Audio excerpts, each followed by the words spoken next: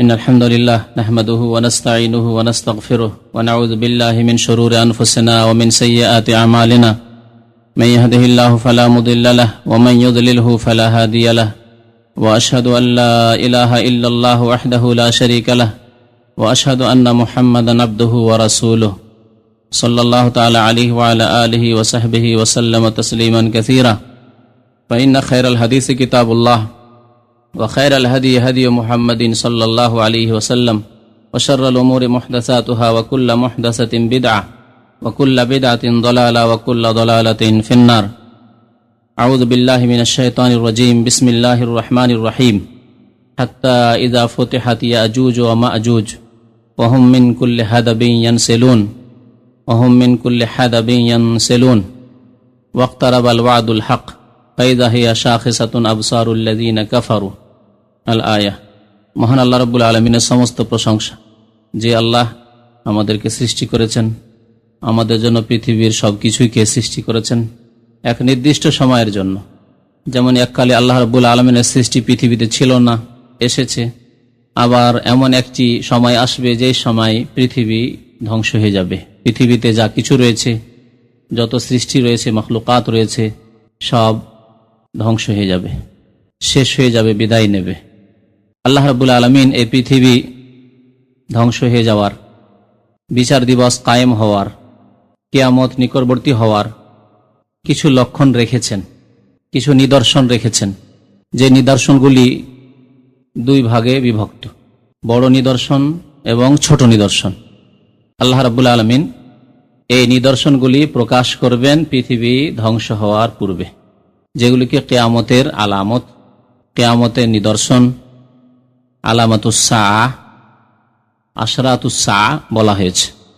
দরুদ ও সালাম নাযিল হোক প্রিয় নবী মুহাম্মদ রাসূলুল্লাহ সাল্লাল্লাহু আলাইহি ওয়াসাল্লামের উপর, যিনি কিয়ামতের পূর্বে সর্বশেষ নবী রাসূল হয়ে পৃথিবীতে প্রেরিত হয়েছেন। আল্লাহুম্মা সাল্লি আলাইহি আল্লাহুম্মা বারিক আলাইহি। তো এই আলামত বা নিদর্শনগুলি দুই প্রকারের, বড় নিদর্শন এবং ছোট নিদর্শন।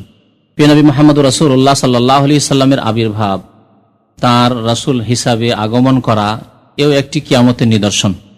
যেমন নবী করিম সাল্লাল্লাহু আলাইহি ওয়াসাল্লাম হাদিসে বলেছেন। গত বছরে এই কিয়ামতের বড় নিদর্শনগুলি সম্পর্কে কয়েকটি আলোচনা হয়েছে। বাকি কয়েকটি বড় নিদর্শনের ওপর আলোকপাত করা বাকি থেকে গেছে, এবং যে ওয়াদা আগে থেকে রয়েছে, অনেক ভাইরা দেশে ছুটি চলে গেছেন, অনেকেই চলে গেছেন, তারা খুব বারবার করে এই সম্পর্কে অনুরোধ করতেন যে যাতে করে কিয়ামতের লক্ষণগুলি সম্পর্কে, নিদর্শনগুলি সম্পর্কে আলোচনা হয়ে যায়। কিন্তু আমাদের এখানে নিয়ম হচ্ছে সময় উপযোগী বিভিন্ন রকমের আলোচনা। তো সময়কে লক্ষ্য করে পৃথিবীর অবস্থা, পৃথিবীর ঘটনাবলী এবং প্রত্যেক মাসে ইসলামের সাথে জড়িত যে বিষয়গুলি রয়েছে, সুন্নত হোক অথবা বিদআত হোক, করণীয় হোক অথবা বর্জনীয় হোক, সে সম্পর্কে আলোচনা করা জরুরি। যার ফলে একসাথে সবগুলি আলোচনা ধারাবাহিকভাবে করা সম্ভব হয়ে ওঠে না। নিশ্চয়ই বুঝতে পারছেন। করণীয়, যেমন হজের মৌসুমে করণীয় কি, রমজান মাসে করণীয় কি, জিলহজ মাসে করণীয় কি, শাওয়াল মাসে করণীয় কি, এসবগুলি আলোচনা হচ্ছে। বর্জনীয়, যেমন রবিউল আউয়াল মাসে ঈদে মিলাদুন নবী, শাবান মাসে শবে বরাত, এইসব আলোচনাকে উপেক্ষা করা যায় না। এইসব বিষয়গুলি এমন বিষয়, যেসব বিষয় সম্পর্কে আলোচনা জরুরি। মানুষকে সৎ কাজের জন্য উৎসাহিত করার জন্য, সুন্নতকে আঁকড়ে ধরার ক্ষেত্রে স্মরণ করিয়ে দেওয়ার জন্য, এবং বিদআত থেকে, অনইসলামিক কাজগুলি থেকে, বর্জিত কাজগুলি থেকে সতর্ক করার উদ্দেশ্যে। তো আজকেও একটি কিয়ামতের লক্ষণ বা কিয়ামতের আলামত, কিয়ামতের নিদর্শন সম্পর্কে আলোচনা করব। বড় নিদর্শন, বেশ অনেকদিন আগে ছোট নিদর্শনগুলি সম্পর্কে বিস্তারিত আলোচনা হয়েছে। প্রায় এই ক্ষেত্রে 4-5টি ক্যাসেট রয়েছে কিয়ামতের ছোট ছোট আলামত বা নিদর্শন সম্পর্কে। বড় লক্ষণগুলির একটি লক্ষণ হচ্ছে, বা একটি নিদর্শন হচ্ছে ইয়াজুজ মাজুজের আগমন। পৃথিবীতে ইয়াজুজ মাজুজ, আল্লাহ রাব্বুল আলামিন ইয়াজুজ ওয়া মাজুজ বলেছেন। ইয়াজুজ এবং মাজুজ একটি জাতির দুটি নাম, এইভাবে নাম এসেছে কোরআনে কারীমে। ইয়াজুজ এবং মাজুজের আগমন, এ হচ্ছে কিয়ামতের একটি বড় লক্ষণ, আলামাতে কুবরা বলা হয়েছে। নবী করিম সাল্লাল্লাহু আলাইহি সাল্লাম প্রতীক্ষা করতে বলেছেন, কিয়ামতের আগে তোমরা কয়েকটি লক্ষণের প্রতীক্ষা করবে, তার মধ্যে একটি হচ্ছে ইয়াজুজ মাজুজের পৃথিবীতে আগমন। ইয়াজুজ মাজুজ সম্পর্কে কোরআনে কারিমে 2টি জায়গায় সংক্ষিপ্ত উল্লেখ এসেছে। ইয়াজুজ এবং মাজুজের এই নিদর্শন বা তাদের আগমন চিরসত্য, তাদের কথা কোরআনে কারিমে আলোচনা হয়েছে, যেমন 2টি জায়গায় বললাম। আয়াতগুলি ইনশাআল্লাহ আপনাদেরকে শোনাবো সংক্ষেপে হলেও। তাদের আলোচনা রয়েছে নবী করিম সাল্লাল্লাহু আলাইহি সাল্লামের বহু হাদিসে, সহিহ বুখারী মুসলিমের হাদিসে রয়েছে, অন্যান্য হাদিসে রয়েছে। বিশেষ করে সহিহ মুসলিম শরীফ যদি খোলা যায় কিয়ামতের নিদর্শন সম্পর্কে, তাহলে বিস্তারিত ইয়াজুজ মাজুজ সম্পর্কে জানা যাবে। সবচাইতে বেশি হাদিস রয়েছে মনে হচ্ছে সহিহ মুসলিম শরীফ। এই ইয়াজুজ মাজুজ কারা এবং তাদের সম্পর্কে নবী করিম সাল্লাল্লাহু আলাইহি ওয়াসাল্লাম কি বলেছেন, মহান আল্লাহ রাব্বুল আলামিন কোরআনে কতটুকু উল্লেখ করেছেন, ইয়াজুজ মাজুজ শব্দগুলি কোথা থেকে উদ্ভূত, কোত্থেকে শব্দগুলি এসেছে, বিভিন্ন দিক নিয়ে আজকে আলোচনা করবো ইনশাআল্লাহ খুব সংক্ষেপে। ইয়াজুজ মাজুজ সম্পর্কে, শব্দ সম্পর্কে শাব্দিক অর্থের ক্ষেত্রে 2টি মত রয়েছে। একটি মত হচ্ছে যে ইয়াজুজ মাজুজ শব্দগুলি আরবি শব্দ নয়, আজমি শব্দ। আজমি মানে আরবি ভাষা ছাড়া সারা পৃথিবীতে যত ভাষা আছে সমস্ত ভাষাকে আজমি ভাষা বলা হয়। কোরআনে কারীম আল্লাহ রাব্বুল আলামিন ভাষাকে 2 ভাগে ভাগ করেছেন, আরাবিয়ুন ওয়া আজামি, আরবি ভাষা না আজামি ভাষা। কোরআনে কারীমকে আল্লাহ রাব্বুল বিলিসানিন আরাবিয়্যিম মুবিন, সুস্পষ্ট আরবি ভাষায় আল্লাহ রাব্বুল আলামিন কোরআন নাযিল করেছেন। ইন্না আনজালনাহু কুরআনান আরাবিয়্যা লাআল্লাকুম তাকিলুন।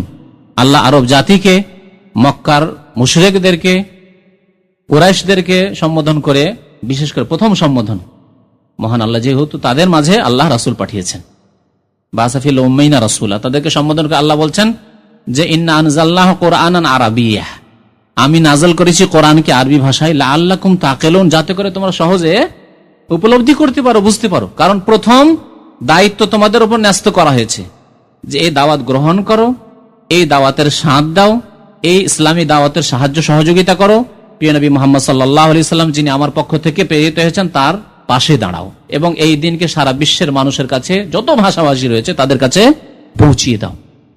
লাআল্লাকুম তাকিলুন, তাহলে প্রথম যাদের ওপর এই দায়িত্ব ন্যস্ত করা হয়েছে, যাদেরকে সম্বোধন করা হয়েছে কোরআনে কারীম দিয়ে, তারাই যদি না বুঝতে পারতো তাহলে তারা কি করে গ্রহণ করতো? বুঝে সুঝেও হিংসা বশত, শত্রুতার কারণে, বিভিন্ন কারণে তাদের অনেকেই হতভাগা হয়েছে, গ্রহণ করেনি এই সত্যের দাওয়াত, সত্যের ডাক। তো আল্লাহ রাব্বুল আলামিন তাই বলছেন লাআল্লাকুম তাকিলুন, আরবি ভাষা আল্লাহ নাযিল করেছেন। তো আরবি ছাড়া পৃথিবীর অন্যান্য ভাষাগুলিকে আজমি ভাষা বলা, অর্থাৎ অনারবি, আরবি নয়। তো কারো কারো মতে ইয়াজুজ মাজুজ শব্দটি হচ্ছে আজমি ভাষা, মানে আরবি নয়।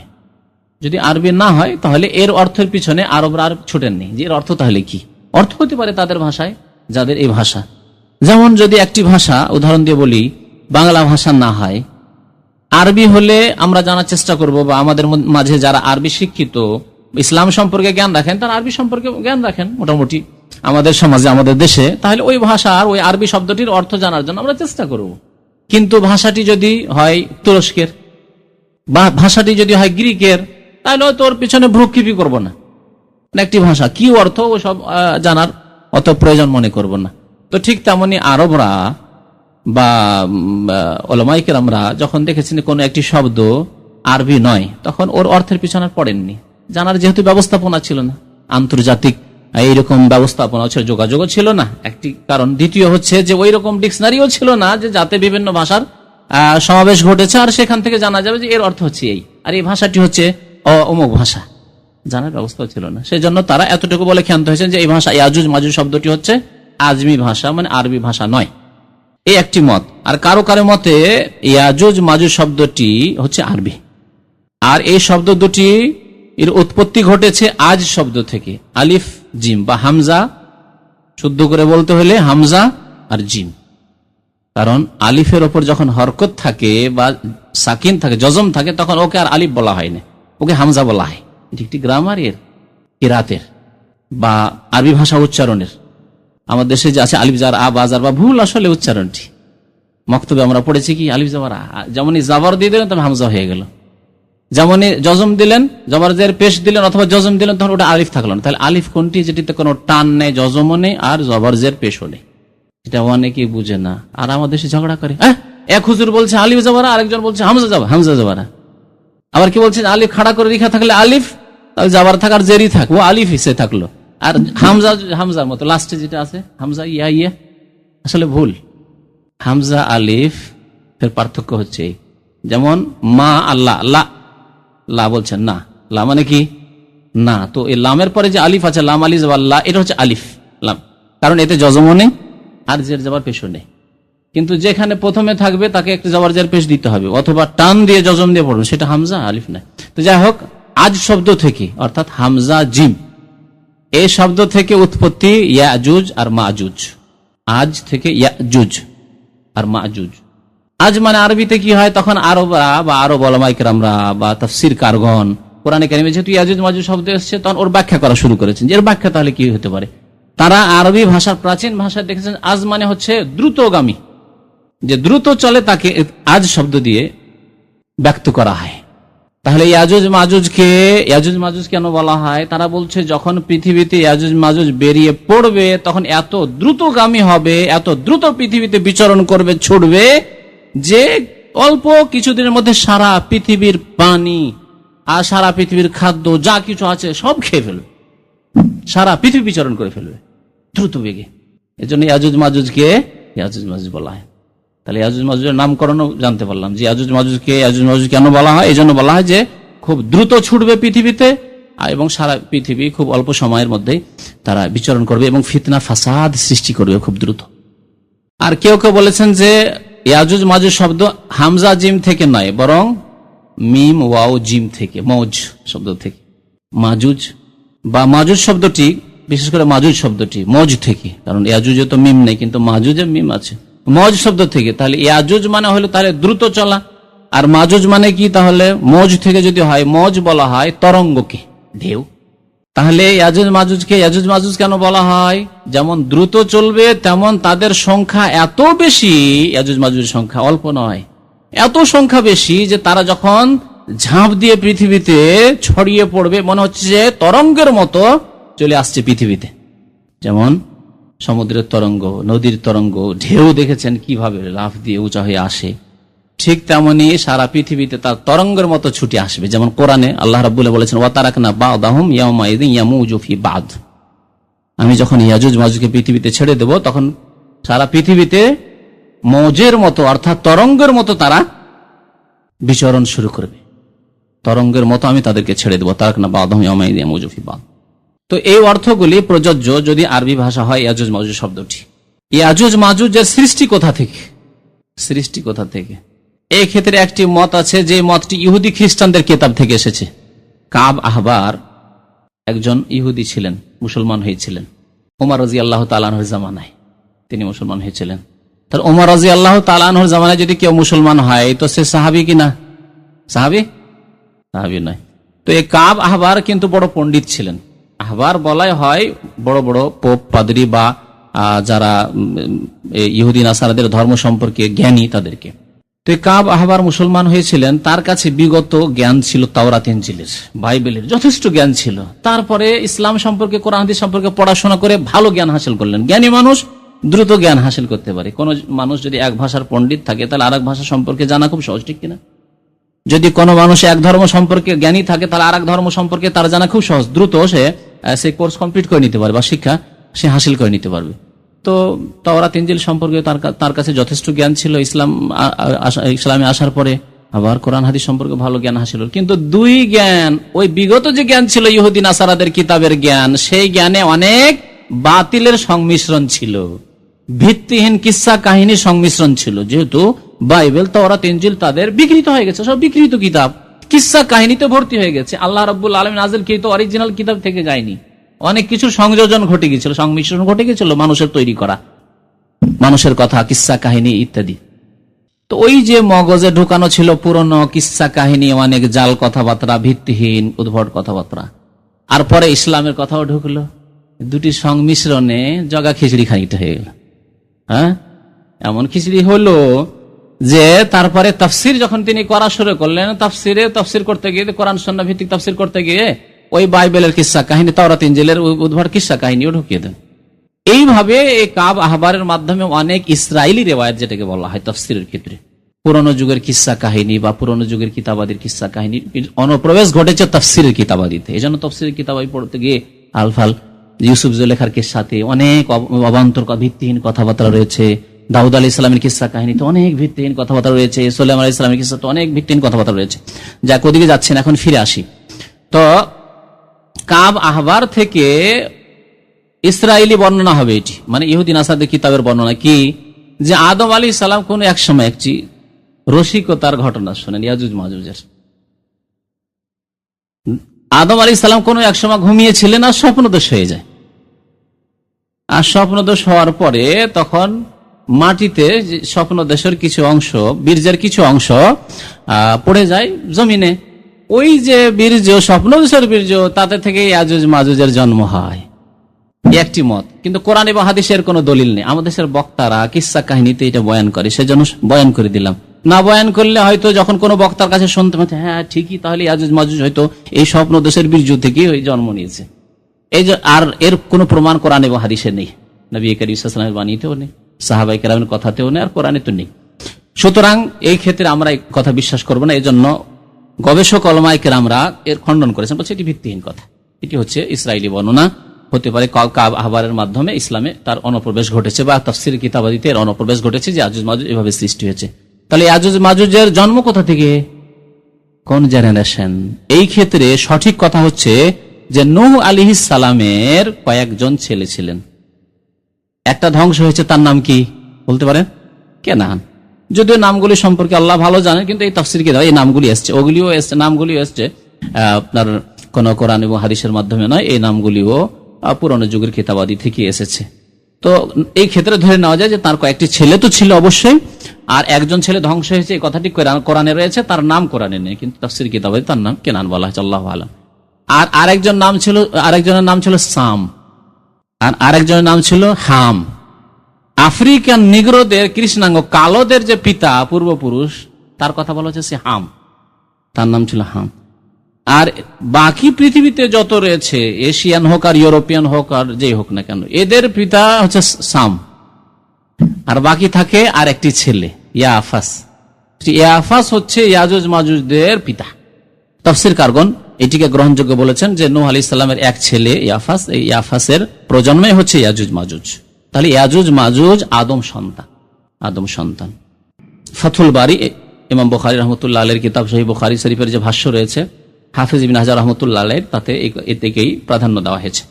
ইয়াজুজ মাজুজ সম্পর্কে কোরআনে কারিমে বিবরণ আল্লাহ রাব্বুল আলামিন ইরশাদ করেছেন, হাত্তা ইযা ফুতিহাত ইয়াজুজ ওয়া মাজুজ, যখন ইয়াজুজ মাজুজের দ্বারকে উন্মুক্ত করে দেওয়া হবে, খুলে দেওয়া হবে, তাহলে দরজা বন্ধ আছে।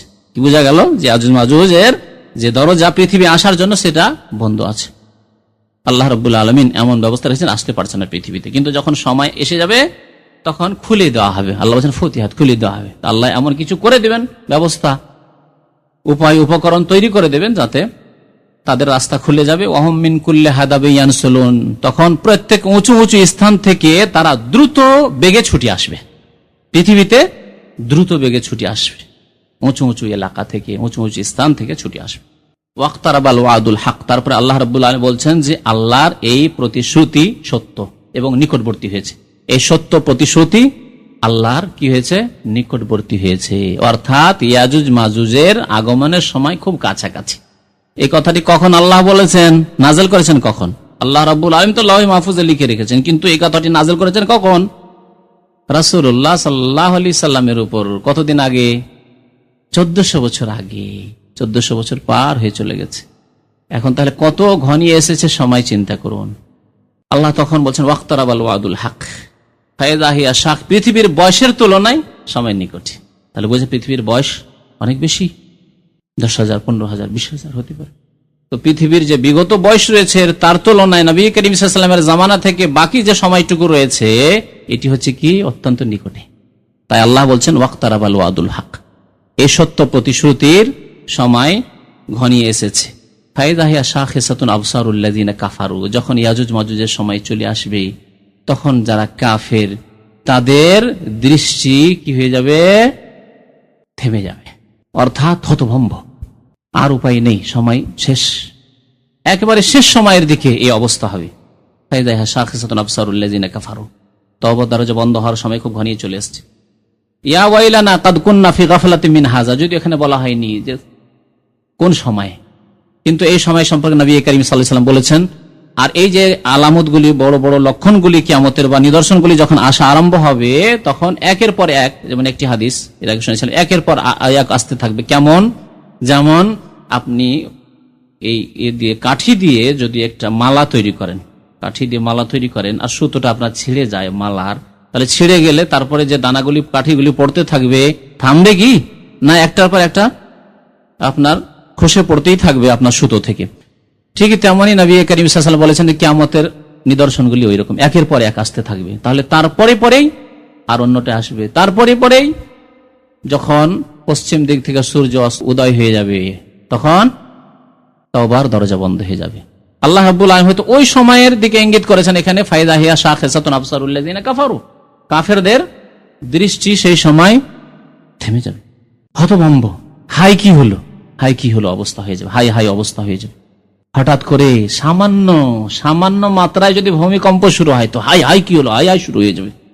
আর এমন ছোটাছুটি শুরু হয়ে যাবে যেটা এই রকমের দৃশ্য কেউ যদি দেখে থাকেন ভূমিকম্প, তাহলে হয়তো বুঝতে পারবেন যে সব কোন একটি পানি জাহাজ ধ্বংস হয়ে ডুবে যাচ্ছে বা বড় জাহাজ ধ্বংস হয়ে যাচ্ছে আর ধ্বংসের মুখে পতিত। সেই সময় মানুষের অবস্থা হাই হাই হাই হাই কি হলো, কি অবস্থা হতে পারে কল্পনা করে। তো কাফেরদের অবস্থা সেই সময়ই হবে, তখন বলে হায় আমাদের ধ্বংস হোক, পতন হোক, আমরা অত্যন্ত গাফিলতিতে ছিলাম এর পূর্বে। বাল কুন্না জালিমিন, বরং আমরা শুধু গাফিল নই, আমরা অত্যন্ত বড় অত্যাচারী ছিলাম, জালেম ছিলাম, নিজের উপর জুলুম করেছি, সমাজের উপর জুলুম করেছি, মানুষের উপর জুলুম করেছি, পাপ লিপ্ত হয়ে জুলুম করেছি। সূরা আম্বিয়া আয়াত নম্বর 96-97। তাহলে সূরা আম্বিয়া আল্লাহ রাব্বুল আলামিন ইয়াজুজ মাজুজের কথা উল্লেখ করেছেন। ইয়াজুজ মাজুজের কথা কোরআনে কারিমে আরো কয়েকটি আয়াতে আল্লাহ রাব্বুল আলামিন উল্লেখ করেছেন, যেখানে ইয়াজুজ মাজুজের কিসসার সাথে সাথে আর বিস্তারিত ঘটনা বর্ণনা করা হয়েছে। আপনার সিকান্দার যে বাদশাহ আলেকজান্ডার, তো এর কথা উল্লেখ করা হয়েছে সূরায়ে কাহফে বিস্তারিত। এই বাদশাহ এত শক্তিশালী ছিলেন এবং প্রভাবশালী ছিলেন যে তিনি সারা বিশ্বের সেই যুগে যতগুলি এলাকায় মানুষ বসবাস করে অধিকাংশ এলাকায় বিস্তার লাভ করেছিলেন তিনি। কোরআনে কারিমের ঘটনা উল্লেখ করার অর্থ এই না যে সারা বিশ্ব ভ্রমণ করেছেন, যেমন অনেকে বলে থাকে যে সারা বিশ্ব ভ্রমণ করেছেন। না, সারা বিশ্ব ভ্রমণ নয়, বরং যেসব এলাকায় মানুষ বসবাস করত সেসব এলাকায় তিনি সফর করেছেন এবং এমন এমন দেশে এমন এমন জায়গায় পৌঁছেছেন যাদের ভাষা তিনি মোটেই বুঝছেন না। এই ঘটনা আল্লাহ রাব্বুল আলামিন কোরআনে কারিমে বর্ণনা, যুলকারনাইন, দুই সিং বিশিষ্ট রাজা বাদশার কথা। কাফেররা জিজ্ঞাসা করেছিল, ইহুদিরা শিখিয়ে দিয়েছিল, ইহুদিদের কাছে বিগত জ্ঞান ছিল যে যুলকারনাইন কোন এক বাদশাহ রাজা এর আগে চলে গেছে। যদি মুহাম্মদ সাল্লাল্লাহু আলাইহি ওয়াসাল্লাম সত্যি সত্যি রসুল হন তাহলে বলতে পারবেন। মক্কার কাফেরদেরকে কয়েকটি প্রশ্ন শিখিয়ে দিয়েছে, 3টি প্রশ্নের কথা বলা হয়েছে, 3টি প্রশ্ন। একটি ওই গুহাওয়ালাদের সম্পর্কে, কাহাফওয়ালা সূরাতুল কাহাফ ওদের জন্য নাজিল করা হয়েছে। একটি আত্মা সম্পর্কে, ওয়াসআলুনাকা আনির রূহ, আল্লাহ আত্মা সম্পর্কে জিজ্ঞাসা করছে তোমাকে। আর একটি প্রশ্ন করা হয়েছে ওয়াসআলুনাকা আন যিল কারনাইন।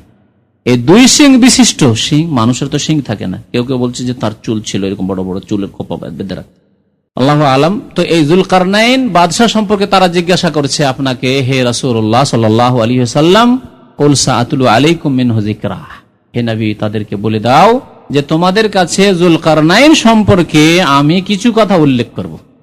নবী করিম সাল্লাল্লাহু আলাইহি ওয়াসাল্লাম ওহী আসার পরে বলতে পেরেছিলেন, কারণ তিনি ওহী ছাড়া কোনো কথা বলতেন না, আর তার কাছে ওহী ছাড়া কোনো জ্ঞানের মাধ্যম, জ্ঞান হাসিল করার মাধ্যমও ছিল না। তো আল্লাহ রাব্বুল আলামিন ইয়াজুজ মাজুজের ঘটনার দিকে ইঙ্গিত করেছেন সূরা কাহফের এই অংশটুকুতে। সুম্মা আতবা সাবাবা, যুলকারনাইন বাদশাহ, দুই সিংওয়ালা বাদশাহ পৃথিবীর 3 দিকে সফর করেছিলেন।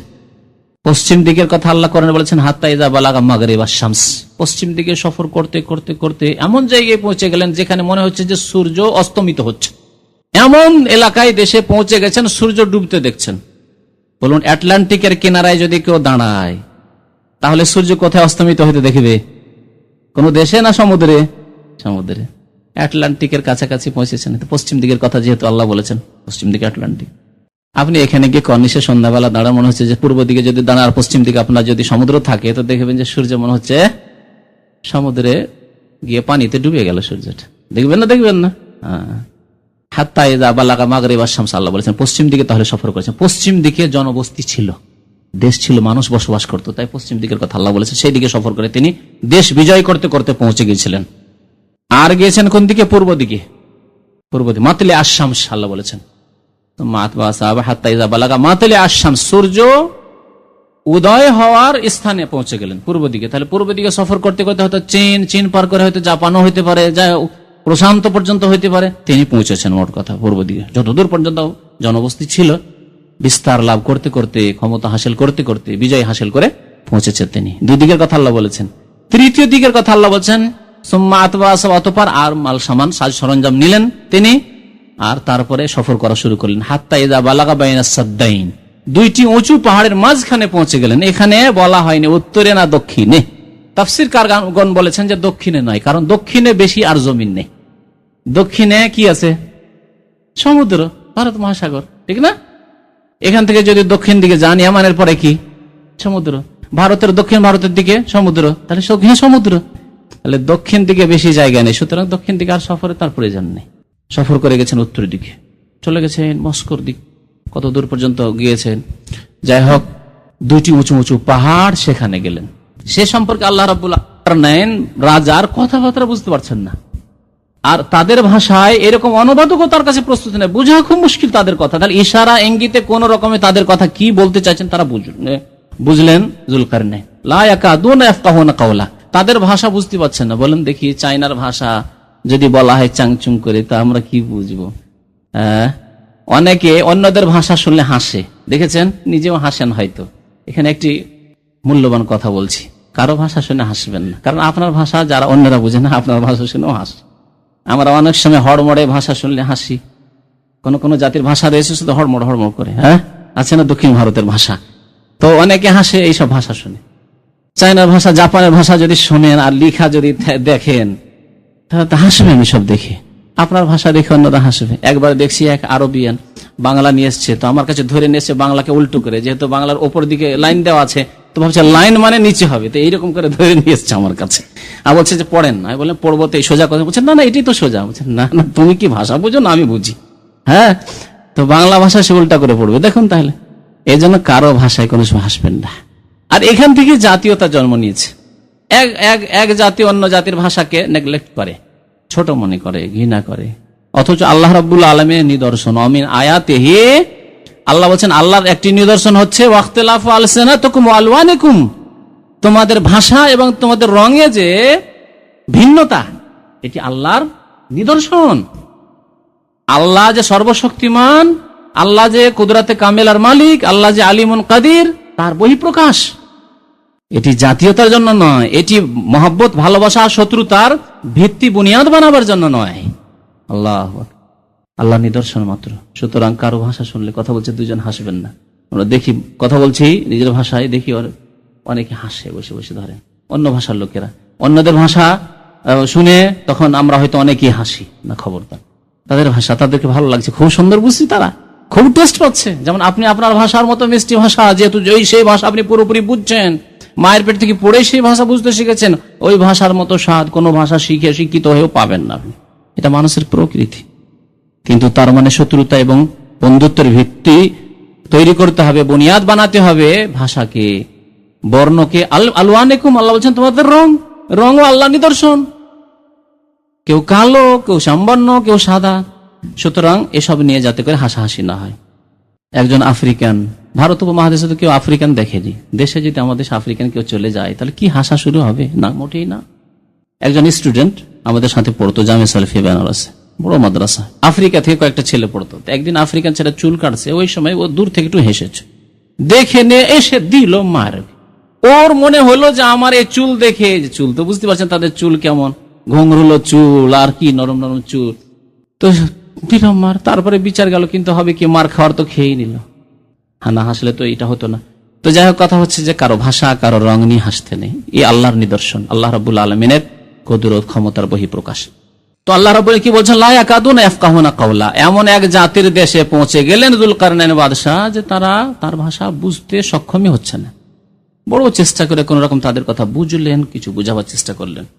কালু ইয়া যাল কারনাইন, সেই এলাকার লোকেরা কি বলল, হে যুলকারনাইন, ইন্না ইয়াজুজ ওয়া মাজুজ মুফসিদুনা ফিল আরদ, আমাদের দেশে ইয়াজুজ মাজুজ বড় ফিতনা, ফাসাদ, বিপর্যয় সৃষ্টি করে রেখেছে, অশান্তি সৃষ্টি করে রেখেছে। বিপর্যয়, ফাসাদ কাকে বলা? অশান্তি, অশান্তি সৃষ্টি করে রেখেছে।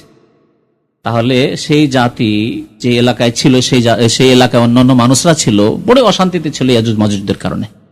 ইন্না ইয়াজুজ মাজুজ মুফসিদুনা ফিল আরদ ফাহাল নাজআলু লাকা খারজান আলা আন তাজআলা বাইনানা ওয়া বাইনাহুম সাদ্দা, তাহলে আপনি তো মাশাআল্লাহ বড় শক্তিশালী একজন রাজা, দেশের নেতা, আর আপনি দেশ বিজয় করে এত দূর পৌঁছে গেছেন আমাদের দেশে, তাহলে আপনাকে আমরা কিছু ট্যাক্স দেব, কর দেব। খারজ মানে কর, অথবা কিছু পুরস্কার দেব, যত আমাদের দেওয়া সম্ভব আপনাকে পুরস্কার দেব। কেউ কেউ বলেছেন পুরস্কারের কথা দেব, কিন্তু আপনাকে একটা কাজ করে দিতে হবে আমাদের দেশের এলাকার মাঝে, আর ইয়াজুজ মাজুজ যে দেশে রয়েছে, আর রাতের অন্ধকারে সে বিপর্যয় সৃষ্টি করছে, অশান্তি সৃষ্টি করছে, আমাদের হানা দিচ্ছে, এর মাঝে একটি কি করে দিতে হবে? সাদ, একটি বাঁধ তৈরি করে দিতে হবে। শক্ত প্রাচীর, সাদ বলা হয় বাঁধকে, সাদ বলা হয় প্রাচীর, শক্ত প্রাচীর তৈরি করে দিতে হবে। তখন যুলকারনাইন বললেন, দেখো, কালু মা মাক্কান্নি ফীহি রাব্বি খায়র, আমাকে যে সব ধন সম্পদের ওপর আল্লাহ, যে নেতৃত্বের ওপর, রাজত্বের ওপর আল্লাহ অধিষ্ঠিত করেছেন, ক্ষমতাবান করেছেন, এটি আমার জন্য কল্যাণকর। তোমাদের টাকা পয়সা চাই না, তোমাদের কর চাই না, তোমাদের বকশিশ চাই না, পুরস্কার চাই না, আল্লাহ যা আমাকে দিয়েছেন যথেষ্ট। একজন মুমিন বান্দার কথা, লোভী নয়, যা আসছে আসতে দাও। না না না, আজকাল পেট ভরছে কি? পেট ভরছে না মানুষের।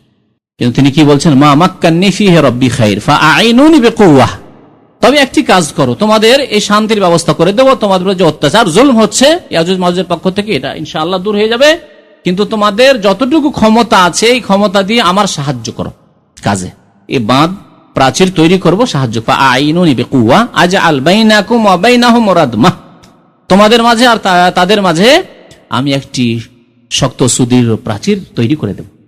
তারপরে তিনি বললেন, আতুনি জোবার আল হাদিদ, নিয়ে এসো, লোহার পাত নিয়ে এসো। তারপরে নিয়ে আসার পরে দুই পাহাড়ের মাঝখান দিয়ে ইয়াজুজ মাজুজ এসে আক্রমণ করত। এই ফাঁকা, এটি একটি রাস্তা ছিল, অন্য কোনো রাস্তা ছিল না। ইয়াজুজ মাজুজ তাদের এলাকা থেকে এসে যে মানব জাতির এলাকায় আক্রমণ করবে, হানা দেবে, এর একটি পথ। ঠিক আছে, এই জায়গাকে লোহা দিয়ে ভর্তি করে দাও, উঁচু করে দাও। তারপরে এই লোহাতে আগুন লাগিয়ে দাও।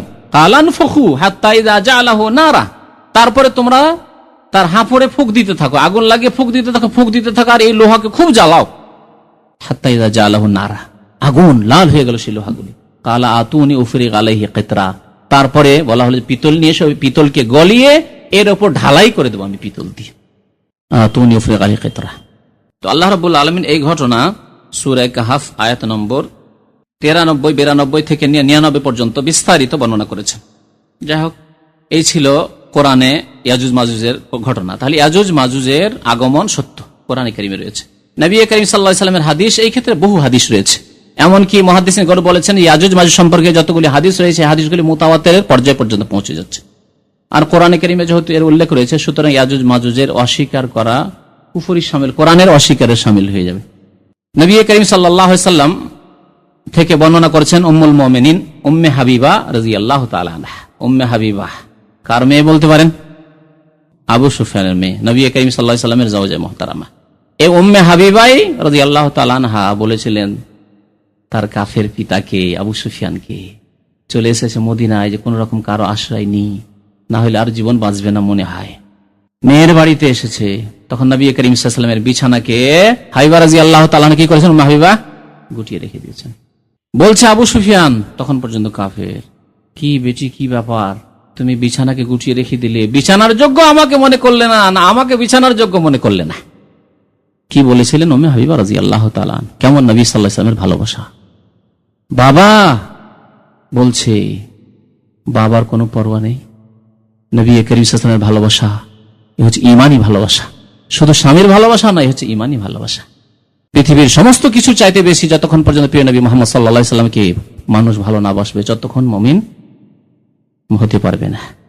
বললেন উম্মে হাবিবা যে আব্বা আসুন, আপনি আব্বা, কিন্তু ইন্নাকা কাফির, আপনি কাফের।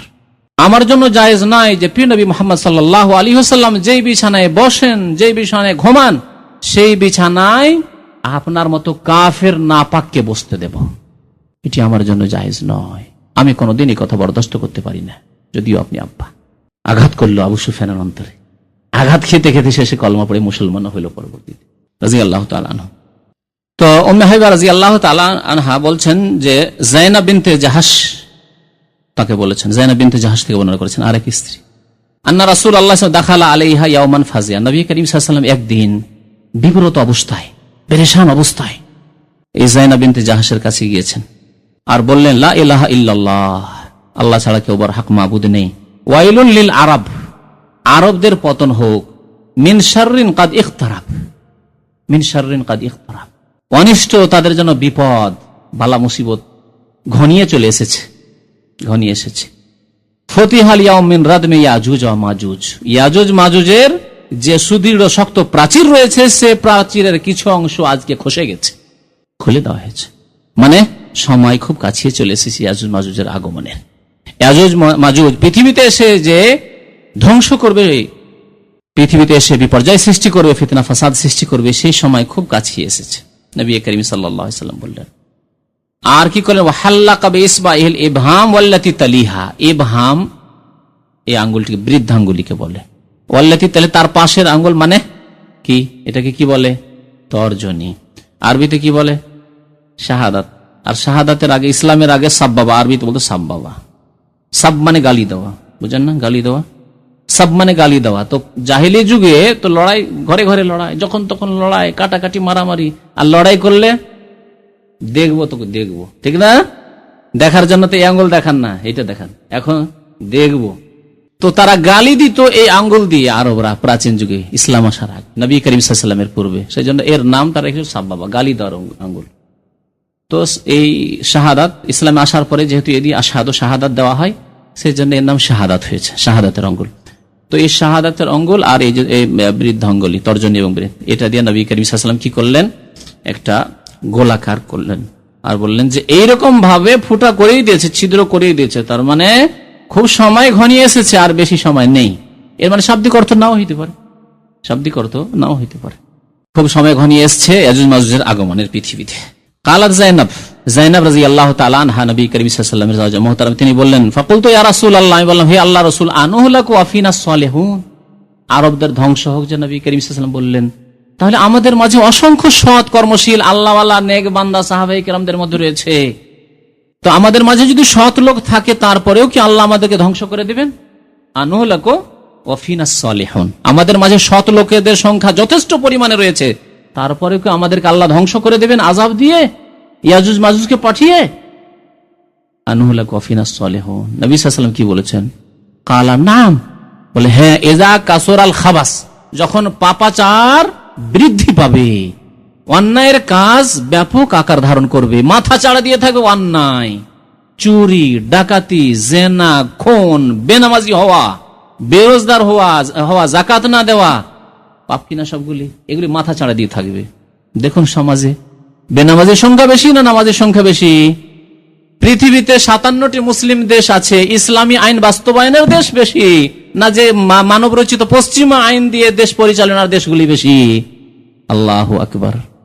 তাহলে নবী সাল্লাল্লাহু আলাইহি ওয়াসাল্লামের ভবিষ্যৎবাণী, ইযা কাসুরাল খাবাস, মানব রচিত আইন দিয়ে বিচার করা, মানুষের তৈরি করা আইন দিয়ে সমস্যার সমাধান করা, সে অর্থনৈতিক সমস্যা হোক, আর সামাজিক সমস্যা হোক, আর রাষ্ট্রনীতির সমস্যা হোক, সমাধান করা।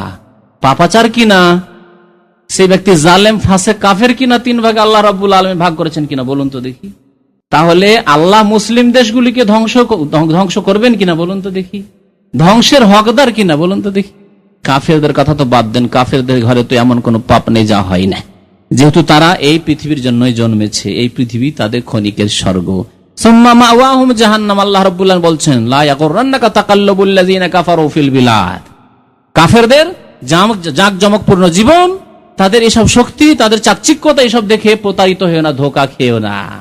মাতাউন কালিল, ক্ষণিকের ভোগের বস্তু তাদের কাছে রয়েছে। সুম্মা মাওয়াহুম জাহান্নাম, অতঃপর তাদের স্থান জাহান্নাম। কিন্তু মুসলিম বিশ্বের যে অবস্থা, ব্যক্তি জীবনের অবস্থা দেখুন, নামাজের সংখ্যা বেশি না বেনামাজের সংখ্যা বেশি? তাহলে কয়টা লোক যাকাত দেয় সমাজে? দেখুন তো দেখি, দেশে গিয়ে হিসাব করেন যে কয়জন লোক গ্রামে যাকাত দেয়, 1010 টাকা বাংলাদেশি টাকা 1 বছর পকেটে জমা থাকলে, ব্যাংকে থাকলে জাকাত লাগে। কজন লোক জাকাত দেয়? ফকির বেড়েই চলেছে, সমস্যা, অর্থনৈতিক সমস্যার সমাধান হচ্ছে না। কেন? মুসলিমদের নাম, নবী সাল্লাল্লাহু আলাইহি ওয়াসাল্লাম বলেছেন নাম ইযা কাসুর আল খাবাস, যখন পাপাচার অন্যায় কাজ পৃথিবীতে বেড়ে যাবে, তখন আল্লাহ পৃথিবীতে সৎ লোক থাকা সত্ত্বেও কি করবেন? ধ্বংস করে দিবেন। আচ্ছা, পাপাচার অন্যায়ের কাজ মাথা চাড়া দিয়ে থাকবে কখন? সৎ লোক থাকলে কি থাকবে? সৎ লোক থাকলেও পাপ মাথা চাড়া দিয়ে থাকবে। সৎ লোককে আরবিতে কি বলে? একটি ভালো পয়েন্ট আপনাদেরকে বলে দিচ্ছি আজকে। সৎ লোককে কি বলে আরবিতে? সালেহ। এখানে হাদিসে কি বলা হয়েছে? আনুহলাকু আফিনা সালেহুন, বহু বচন জামা বলা হয়েছে। সালেহিন নেক বান্দা থাকলেও কি আল্লাহ ধ্বংস করে দিবেন আমাদেরকে? তাহলে সালেহ থাকলে আল্লাহর আযাব থেকে বাঁচা যাবে না যদি পাপ মাথা চাড়া দিয়ে থাকে, মানব রচিত আইন মাথা চাড়া দিয়ে থাকে, অন্যায় কাজ মাথা চাড়া দিয়ে থাকে, বেনামাজি মাথা চাড়া দিয়ে থাকে। নামাজি শুধু লুকিয়ে লুকিয়ে বলতে পারে, রাস্তায় বসে আছে বেনামাজি, বলাও যাচ্ছে না, বললেও সমস্যা, চুপচাপ নামাজ পড়ে চলে আসি। কি অবস্থা বলুন দেখি আমাদের। তাহলে মাথা চাড়িয়ে আছে বেনামাজি, নেতা হচ্ছে বেনামাজি। সমস্ত নেতৃত্বে চেয়ারম্যান থেকে শুরু করে ওপর পর্যন্ত এমপি পালন গণেন তো কতটা এমপি নামাজি পাবেন আপনি, পার্সেন্টেজে নিয়ে আসেন। 5 ওয়াক্ত কায়েমে নামাজি, ফজর নামাজ পড়ে, খোঁজ করেন যে কটা এমপি আছে ফজর নামাজ পড়ে। আল্লাহু আকবার। তাহলে সালেহীন সমাজে বহু আছে, লক্ষ লক্ষ আল্লাহর নেক বান্দা বাংলার জমিনে আছে।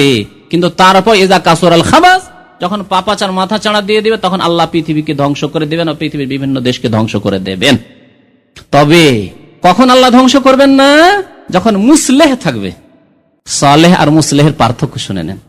সালেহ মানে নিজে সৎ, আর মুসলেহ মানে রিফর্মার, সংস্কারক, সংশোধনকারী, দায়ী, সত্যকে প্রচার করে, সৎ কাজের আদেশ দান করে, অসৎ কাজ থেকে বাধা দেওয়ার চেষ্টা করে, যেইভাবে হোক না কেন। বল প্রয়োগ করে হলে বল প্রয়োগ করে, না হলে কথার দ্বারা, না হলে অন্তর থেকে পাপকে, পাপীদেরকে ঘৃণা করে। আজকে পাপীদের সাথে একাকার হয়ে গেছি আমরা। আমাদের বিবাহ সাহিত্যে নামাজি বেনামাজির কোনো পার্থক্য নেই। জামাই চয়েস করতে গিয়ে বোনের জন্য, মেয়ের জন্য বেনামাজি নামাজের কোনো পার্থক্য নেই। তার ইনকাম কেমন আছে, সার্ভিস হোল্ডার কিনা, বিদেশে চাকরি করে কত টাকা বেতন পায়, তার ইনকাম সোর্স ব্যবসায়ী কিনা, পুঁজিপতি কিনা, ইত্যাদি, বাড়িঘর টাউনে সিটিতে আছে কিনা, সব দেখা হচ্ছে। কোথায় আছি আমরা তাহলে? সালেহ সমাজে আছে কিন্তু মুসলেহ নেই, যার ফলে আল্লাহর আযাব আসছে। এই কথাটি নিজের পক্ষ থেকে না, কোরআনে কারীম আল্লাহ রাব্বুল বলেছেন যে অতক্ষণ পর্যন্ত কোন জনপদকে, কোন দেশকে, কোন জাতিকে আমি হালাক করব না, ধ্বংস করব না, ও ইল্লা ওয়া আহলুহা মুসলিহুন, যদি সেখানকার অধিবাসীরা কি হয়, কোরআনের ভাষা মুসলেহ যদি হয়, তারা সংস্কারক হয়, সংশোধন করছে। নামাজ পড়ে না কিছু লোক, কিন্তু লেগে আছে নামাজের শিক্ষা দিতে। কিছু লোক কবর মাজার পূজা করছে, কিন্তু কিছু লোক কবর মাজার পূজার বিরুদ্ধে বলতে আছে। কিছু লোক পীর মুরিদির ব্যবসা, পেটের ব্যবসা করছে, কিন্তু কিছু লোক পীর মুরিদির বিরুদ্ধে বলতে আছে। এরা হচ্ছে সংস্কারক, মুসলেহ। জি, মুসলেহ। আর যারা নীরব, ওদেরকে পীর পূজা করতে দাও, ওরা মাজার পূজা করুক, আমরা আমাদের কাজ করি, আমরা আল্লাহ বিল্লাহ করি। এরা সালেহ, আমরা চিল্লা দিতে থাকি, সালেহ। মুসলেহ নন। মুসলেহ হতে হবে, সংস্কার করতে হবে, সংশোধন করতে হবে। ইল্লা ওয়া আহলুহা মুসলিহুন ওয়া মা কুন্না মুহলিকিল কুরা, কোন জনপদকে আমি ধ্বংস করে দেব না যতক্ষণ পর্যন্ত তারা ইসলাহ করতে রয়েছে। ইসলাহ থেকে মুসলেহ। তাহলে সংশোধন করতে থাকতে হবে। আর সংশোধন নিজের বাড়ি থেকে শুরু করতে হবে। স্ত্রী সংশোধন করবেন, স্ত্রী স্বামী সংশোধনের চেষ্টা করবে, ছেলে মেয়েদের সংশোধন করবেন, ভাই বোনদের সংশোধন করবেন, আত্মীয় স্বজনদের শ্বশুর বাড়ি গেলে সেখানে সংশোধন করবেন, সংস্কার করবেন। আপনি আত্মীয় স্বজনদের ঘরে ঘরে গিয়ে সংশোধন করবেন, গ্রামবাসীর সংশোধন করবেন, নামাজের সংখ্যা বাড়াবেন, ধার্মিকদের সংখ্যা বাড়াবেন, দিন শিখে যারা শিখতে আগ্রহী এদের সংখ্যা বাড়াবেন, দিনের সাথে জড়িত করবেন, দিনের শিক্ষার সাথে জড়িত করবেন। এ হচ্ছে মুসলেহ। তাহলে শুধু সালাহ থাকলে হবে না, ইসলাহ থাকতে হবে। সালাহ আর ইসলাহ, সালাহ মানে নিজে ভালো, আর ইসলাহ মানে অন্যকে ভালো করার জন্য প্রয়াস চালানো, চেষ্টা চালা। অন্যকে ভালো করার জন্য চেষ্টা যদি চালাতে থাকি, তো আল্লাহ রাব্বুল আলামিন কোনোদিন ধ্বংস করবেন না, ভালো করে যেন রাখবেন। আজকে পৃথিবীতে এইরকম শক্তি, যা সংশোধনের জন্য, সংস্কারের জন্য লেগে আছে, এরকম শক্তি নেই মুসলিমদের কাছে, যার ফলে আল্লাহর পক্ষ থেকে এইসব আযাব, বালা, মুসিবত, কাফের এসে দখল করে নিচ্ছে। এই দেশটি একবার গিলে নিল, তারপর আরেকটা দেশ গিলে নিল, আরেকটি দেশের জন্য সে তাকিয়ে দেখছে খুব টুকটুক করে যে কখন এইটাও গিলে নেওয়া যায়। এই অবস্থা, এই জন্য মুসলেহ নেই, সেই জন্য মুসলেহের অভাব হয়ে গেছে। মুসলেহের সংখ্যা বাড়াতে হবে। তো এই ছিল একটি হাদিস, যে পাপ যখন বেড়ে যাবে তখন আল্লাহ ধ্বংস করে দেবেন, শত লোক থাকলেও। সহিহ বুখারীতে এই হাদিস রয়েছে। সহিহ বুখারীতে আরেকটি হাদিস রয়েছে, আবু সাঈদ খুদরী রাদিয়াল্লাহু তাআলা আনহু বলছেন, দ্বিতীয় হাদিসে ইয়াজুজ মাজুজ সম্পর্কে মহান আল্লাহ বলছেন, ইয়া আদম, আদম আলাইহিস সালামকে আল্লাহ ডেকে বলছেন, ফায়াকুলু লাব্বাইক ওয়া সা'দাইক ওয়াল খায়রু ফি ইয়াদাইক। আল্লাহ রাব্বুল আদম আলাইহিস সালামকে বলছেন এই ঘটনা ঘটবে কিয়ামতের দিনে। আল্লাহ রাব্বুল আলামিন আদম আলাইহিস সালামকে ডাকবেন। কেন? আদম আলাইহিস সালাম যেহেতু মানব জাতির পিতা, আবুল বাশার, তিনি আবুল বাশার। আমাদের ভাইদের আবুল বাশার নাম হচ্ছে, আরবরা এই জন্য হাসে, আবুল বাশার মানে আনতা আবুল বাশার, তুমি মানুষের পিতা কি করে? আবুল বাশার হচ্ছে আদম আলাইহিস সালাম। তো যাই হোক, আমাদের সেরকম অনেক নাম রাখা হয়। তো ইয়া আদম, হে আদম, আল্লাহ রাব্বুল বলেন ফায়াকুলু লাব্বাইক ওয়া সা'দাইক, হে আল্লাহ হাজির, আপনার দরবারে হাজির, আপনার দরবারে হাজির। ওয়াল খায়রু ফি ইয়াদিক, সমস্ত কল্যাণ, সার্বিক কল্যাণ আপনার হাতে হে আল্লাহ। তারপরে আল্লাহ রাব্বুল বলেন ফায়াকুল আখরিজ বা'সান নার, জাহান্নামী দলকে তুমি বের করে দাও, তোমার সন্তানদের মধ্য থেকে তুমি নিজে বের করে দাও জাহান্নামীদেরকে। আল্লাহ আদেশ করল। আল্লাহু আকবার। আদম আলাইহিস সালামকে নিজের সন্তানদের মধ্য থেকে, এই মানব জাতি থেকে জাহান্নামীদেরকে বের করে দেওয়ার আদেশ হবে। বের করে দাও, আলাদা পৃথক করে দাও জাহান্নামীদেরকে। আখরিজ বা'সান নার, কালা ওমা বা'সুন নার, জিজ্ঞাসা করবে আল্লাহ জাহান্নামী দল কারা, আমি তো জানি না। কালা মিন কুল্লি আলফিন তিসমিয়াতিন ওয়া তিসআতুন ওয়া তিসঈনা নাফসান। আল্লাহু আকবার। প্রত্যেক হাজারে 999 জন, প্রত্যেক হাজারে তোমার সন্তানের 999 জাহান্নামী বের করে দেওয়ার একজন কি জান্নাতি। এই জন্য এই উম্মতের 73টি দল হবে, বিভক্ত হয়ে যাবে 73টি দলে, কিন্তু একটি ছোট্ট দল, যেই দলটি হকের ওপর থাকবে এবং হকের মাপকাঠি তারা সব সময় সংখ্যালঘু থাকবে, সংখ্যাই কম থাকবে। সংখ্যার আধিক্যতা সত্যের মাপকাঠি নয়, বরং বাতিলের আশঙ্কা বেশি রয়েছে। যেখানে সংখ্যা বেশি দেখবেন সেখানে বাতিলের আশঙ্কা বেশি। এক পত্রিকায় পড়লাম যে চরমনাই পীরের মুরিদদের যে বছরে 2 বার ইয়ে হয়, তাদের সমাগম হয়, নজরানা পেশ করার জন্য আসে, তো তাদের সংখ্যা 20 থেকে 30 লক্ষ, মানে আরবের চাইতে বেশি। এ কথা বলতে চাইছে পত্রিকায়।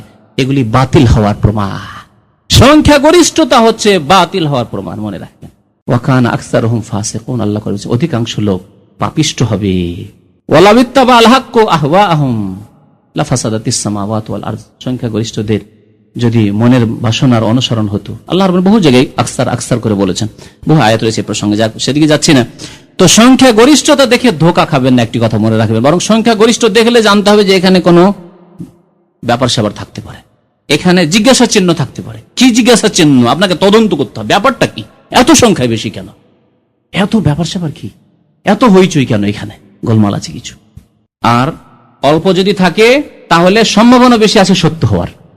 বলছি না যে সবসময় অল্প হলেই যে হক হবে, তাও না, কিন্তু অল্প হলে জানতে হবে যে এখানে সত্য হওয়ার সম্ভাবনা বেশি রয়েছে। তো আল্লাহ রাব্বুল আলামিন কি বলছেন? 999 জনকে বের করে দাও জাহান্নামের জন্য, আর একজন জান্নাতি।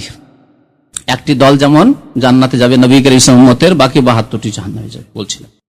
তারপরে ফাইনদাহু, নবী করিম সাল্লাল্লাহু আলাইহি ওয়াসাল্লাম বলছেন ফাইনদাহু ইয়াশিবুস সাগীর, সেই সময়, যেই সময় কিয়ামতের মাঠে বলা হবে 999 জন জাহান্নামে, একজন হাজারে জান্নাতি। তখন যে শিশু ছিল, বালক ছিল, তার চুল দাড়ি পেকে সাদা হয়ে যাবে, বৃদ্ধ হয়ে যাবে। আল্লাহু আকবার। এই কথাটি কেমন? যেমন আমরা বলি যে চিন্তায় দাড়ি মোছ পেকে গেল, বলি না আমরা? এই চিন্তায়, মানসিক চিন্তায়, ভাইদের চিন্তায়, ছেলে মেয়ের চিন্তায় কি হলো? চুল দাড়ি পেকে গেল আমার। চুল দাড়ি পাকুক আর নাই পাকুক, তারপরে বলে এই কথা। চুল দাড়ি হয়তো সময় মতো পেকেছে, তার চিন্তার কারণে পাকেনি, কিন্তু কথা বলে কি বলে না? নবী করিম সাল্লাল্লাহু আলাইহি ওয়াসাল্লাম, তার মানে মুসিবতটা কেমন হবে সেই সময়, মানুষের কি অবস্থা হবে সেই সময়, বিচলিত কেমন হবে, কেমন পরেশান হয়ে যাবে মানুষ সেই সময়। একজন বালকের চুল সাদা হয়ে যাবে। আর ওয়াতাদাউ কুল্লু যাতি হামলিন হামলাহা, আর সেই সময় যদি গর্ভধারণকারিণী কোন মহিলা থাকতো তাহলে সে গর্ভপাত করে দিত, অজান্তে টের পেত না যে আমার গর্ভপাত হয়ে যাচ্ছে। অথচ গর্ভপাত কেউ যদি বলে যে অমুকের ছেলে, অমুক মহিলা ছেলে ভূমিষ্ঠ হয়েছে বা মেয়ে হয়েছে, সন্তান জন্ম নিয়েছে, টের পায়নি সে, অথচ সচেতন অবস্থায় আছে, অজ্ঞান অবস্থায় না, মানে বেহুশ হয়ে, সেন্সলেস নয়। বিশ্বাস করবেন কি? প্রসব বেদনা আছে কিনা? আল্লাহু আকবার। প্রসব বেদনা যখন চিন্তা করে যে না আর মরণ ছাড়া আর কিছু নাই, মহিলাদের ওই সময়টুকু মরণ ছাড়া আর কিছু সামনে নজরে আসে না। আল্লাহু আকবার। তারপরে অনেক মহিলা বেনামাজি, ফাসেকা, সংশোধন করেন, মরণ চোখের সামনে আসলেও তারপরেও সংশোধন হয়নি। আল্লাহু আকবার। তো নবী করিম সাল্লাল্লাহু আলাইহি ওয়াসাল্লাম বলছেন সেই সময় যদি কোনো গর্ভধারণকারিণী মহিলা থাকে, হতে পারে পৃথিবীতে ওই অবস্থাটা, কিন্তু কিয়ামতের মাঠে পুনরুত্থান যখন হবে তখন তো এই অবস্থা থাকবে না যে কারো পেটে বাচ্চা থাকবে, এরকম তো হবে না। কিন্তু যদি থাকতো, সাপোজ ধরে নেন, তাহলে কি হতো? অজান্তে গর্ভপাত হয়ে যেত। ওয়াতারান নাসা সুকারা, এবং কিয়ামতে সমস্ত মানুষকে কিয়ামতের মাঠে দেখবে নেশাগ্রস্ত অবস্থায়। নেশাগ্রস্ত থাকলে কোনো হোশ দিশা থাকে না। নেশা লেগে থাকলে, কাকু মদ খেয়ে আছে, কেউ বেহুশ হয়ে রয়েছে, ওমাহুম বেসুকারা, অথচ নেশাগ্রস্ত তারা নয়। ওয়ালাকিন্না আযাবাল্লাহি শাদীদ, কিন্তু কারণ কি এইরকম নেশাগ্রস্তের মতো মানুষের অবস্থা হবে? কি কারণ? যে আল্লাহর আযাব যে বড় শক্ত হবে, আর কি অবস্থা আর সৃষ্টি হবে কিয়ামতের মাঠে, সেই জন্য এই অবস্থা হবে। তারপরে নবী করিম সাল্লাল্লাহু আলাইহি ওয়াসাল্লামকে সাহাবারা জিজ্ঞাসা করলেন, ওয়া আইয়ুনা যালিকাল ওয়াহিদ, ইয়া রাসূলুল্লাহ, ওই হাজারে যে একজন জান্নাতি, আমাদের কি হবে? সাহাবারও ভয় পেয়ে গেছেন, হাজারে একজন যদি জান্নাতে যায় তাহলে তো গেলাম আমরা, তাহলে আমাদের মধ্যে কেউ হাজারে একজন কে জান্নাতে যাবে, এই ভাগ্যবান কে হবে? নবী করিম সাল্লাল্লাহু আলাইহি ওয়াসাল্লাম একটি সুসংবাদ দিলেন, আবশিরু, তোমরা সুসংবাদ নাও, ফাইন্না মিনকুম রাজুলান, তোমাদের মধ্যে থেকে একজন, 999 জন যে জাহান্নামে, এখন এর মধ্যে পার্সেন্টেজ আসে, তোমাদের মধ্যে থেকে 999 যে জাহান্নামী, তার মধ্যে একজন, ওয়ামিন ইয়াজুজ মাজুজ আলফ, এবং ইয়াজুজ মাজুজের মধ্য থেকে 1000। তো জাহান্নামী যারা হবে তাদের 1000 ইয়াজুজ মাজুজ, আর একজন ইয়াজুজ মাজুজ ছাড়া অন্য মানুষ জাহান্নামে যাবে। তাহলে কত জনসংখ্যা পৃথিবীতে হবে যে তারপরে আল্লাহ রাব্বুল আলামিন জাহান্নামকে ভর্তি করবেন, ওয়ালাকিন হাক্কাল কাউলু মিন্নী লাআমলাআন্না জাহান্নাম মিনাল জিন্নাতি ওয়ান নাসি আজমাইন, এবং অধিকাংশ মানুষ কুফর, শিরক এবং পাপাচারের কারণে জাহান্নামে যাবে। তো এই হাদিস দ্বারা জানতে পারা গেল যে ইয়াজুজ মাজুজ একটি জাতি রয়েছে এবং তারাই সব জাহান্নামী হবে। তাদের 1000 জাহান্নামী, আর একটি হবে জাহান্নামী অন্যান্য আদম সন্তান। ইয়াজুজ মাজুজকে ঘিরে দেওয়া হয়েছে প্রাচীর দিয়ে, শক্ত প্রাচীর দিয়ে, যার কথা একটু আগে কোরআনে কারীমের আয়াত থেকে বলেছি। এই ক্ষেত্রে যুলকারনাইন বাদশার কথা আপনাদেরকে বললাম। ইয়াজুজ মাজুজ আসবে, এই একটি বিষয়। ইয়াজুজ মাজুজ আসবে না এসে গেছে, এই একটি বিষয় প্রশ্ন। কোন কোন বিশেষজ্ঞদের মতে, কোন কোন পণ্ডিতদের মতে, স্কলারদের মতে, আলেমদের মতে ইয়াজুজ মাজুজ এসে গেছে। এরকম দুটি মত আপনাদেরকে শোনাচ্ছি, নতুন যুগের মত। তার মধ্যে একজন হচ্ছেন সৈয়দ কুতুব রহমতুল্লাহ আলাইহি, মিশরের একজন বড় জ্ঞানী আলেম ছিলেন, চিন্তাবিদ ছিলেন। তিনি, তার প্রসিদ্ধ তাফসির হচ্ছে জেলালুল কোরআন, ফি জেলালিল কোরআন। তো তিনি এই তাফসির করতে গিয়ে লিখেছেন যে ইয়াজুজ মাজুজ চলে এসেছে, ইয়াজুজ মাজুজ চলে এসেছে, পৃথিবীতে আগমন করেছে। তারা কারা? তিনি বলছেন যে 656 হিজরিতে, এখন কত? 1427, 26ই ধরে আছে, 1427 এখন, তাহলে 656, 8 6 14, প্রায় 800 বছর আগে, 656 হিজরিতে বাগদাদের উপর যে তাতারিদের আক্রমণ হয়েছিল, তাতারিদের আক্রমণ হয়েছিল, আর তারা আক্রমণ করে যে ইসলামী খেলাফত, আব্বাসী খেলাফত ছিল তা ধ্বংস করেছিল, এবং মানুষকে এত বেশি খুন করেছিল যে খুনে, তাদের রক্তে যে নদীগুলি, তাজিলা ফুরাত, এসব নদীর পানি লাল হয়ে গেছিল রক্তের মতো, এবং বাগদাদে কোনো জায়গায় পা দেওয়ার জায়গা ছিল না, এত বেশি লাশ পড়েছিল। আর শুধু বাগদাদের উপর তারা হানা দিয়ে আসেন, মঙ্গোলিয়া থেকে তারা এসেছিল এই তাতারিরা। এই তাতারিদের পরবর্তী জেনারেশন হচ্ছে, প্রজন্ম হচ্ছে মোগলরা, যে মোগলরা কাছাকাছি 700-800 বছর গিয়ে ভারত উপমহাদেশে রাজত্ব করেছে। মোগলদের কথা জানে বাবর, আকবর, অরঙ্গজেব। পরে তারা মুসলমান হয়েছে, কিন্তু তার আগে তারা কাফের এবং চরম মানুষ বিদ্বেষী, মানুষ পেলেই খুন করতো। এই নয় যে ধন সম্পদ নেওয়ার জন্য, তার ধন সম্পদ লুটতো না, ধন সম্পদ কিতাব কিছুর মূল্য ছিল না তাদের কাছে। বাগদাদের যে লাইব্রেরি ছিল বাইতুল হিকমা, সমস্ত কিতাবাদিকে নিয়ে গিয়ে ফেলে দিল নদীতে, কোনো কিছুর মূল্য ছিল না তাদের কাছে। শুধু তারা রক্তের পিপাসু, খুনের পিপাসু, খুন করতো, চলে যেত, দেশের পর দেশ খুন করতো আর চলে যেত। যখন ইরাক বাগদাদ সব শেষ করা হয়ে গেল, তখন শাম দেশে দিয়ে গেল। শাম দেশে গিয়ে চরম তারা ফিতনা ফাসাদ সৃষ্টি করলো, কত যে খুন করলো এইভাবে এই মুসলিম বিশ্বে সেই যুগের। আর যে খেলাফত, শক্তিশালী খেলাফত ছিল, যে খেলাফত নাম শুনলে কাফের, ইহুদি, খ্রিস্টান, সালিবি, ক্রুসের পূজারীদের তাদের অন্তর কাঁপত থর করে শুধু আব্বাসী খলিফার নাম শুনলে। সে খেলাফতের পতন ঘটল 656-তে। তাতারিদের এই যে খুনি কাজকর্মর ইতিহাস পড়ে সৈয়দ কুতুব সাহেব বলছেন যে এরাই হচ্ছে ইয়াজুজ মাজুজ। ইয়াজুজ মাজুজের সারা পৃথিবীতে, ইন্না ইয়াজুজ ওয়া মাজুজ মুফসিদুনা ফিল আরদ, আগে বলেছি, পৃথিবীতে তারা কি করবে? বিপর্যয় সৃষ্টি করবে। আর তাতারিদের মতো এই মঙ্গোলিয়ার লোকদের মতো কেউ বিপর্যয়, ফিতনা, ফাসাদ সৃষ্টি করেনি, খুন করেনি পৃথিবীতে। মানব জাতির ইতিহাসে এরকম কোন কিস্সা কাহিনী ঘটনা পাওয়া যায় না। সুতরাং এরাই হচ্ছে ইয়াজুজ মাজুজ। এই একটি মত, কিন্তু এটি ঠিক নয়। এরা ফাসাদ সৃষ্টিকারী, কিন্তু এরা ইয়াজুজ মাজুজ নয়। ইয়াজুজ মাজুজ আরো পরে আসবে, একেবারে কিয়ামত যখন কাছে আসবে ইয়াজুজ মাজুজ আসবে, এটি সঠিক। আরেকটি মত শোনাচ্ছি, মানে তিনটি মত, তাহলে মোট হয়ে যাচ্ছে। সেটি হচ্ছে মৌলানা আবুল কালাম আজাদের মত। আবুল কালাম আজাদ ভারত উপমহাদেশের স্বাধীনতার একজন বড় নেতা এবং আলেমও ছিলেন। তিনি কলকাতা থেকে দুটি প্রসিদ্ধ পত্রিকা বের করতেন তখন, অখণ্ড বাংলা, আল বালাগ এবং আল হেলাল। যারা সেই যুগের পত্র পত্রিকা বা কিছু এরকম ইসলামিক পত্র পত্রিকা পড়েন, এর রেফারেন্সগুলি পাবেন। সেই যুগে এইসব পত্র পত্রিকা তাঁর বেরোতো, তাঁর সম্পাদনায়। তো আবুল কালাম আজাদ সাহেব লিখছেন, সেই যুগে যেটি আন্তর্জাতিক সমস্যা ছিল, বিশেষ করে মুসলিমদের ক্ষেত্রে বড় জালেম ছিল রাশিয়া, সোভিয়েত ইউনিয়ন, কমিউনিজম এমন হানা দিয়ে পৃথিবীতে আসলো, চীন দখল করে নিল,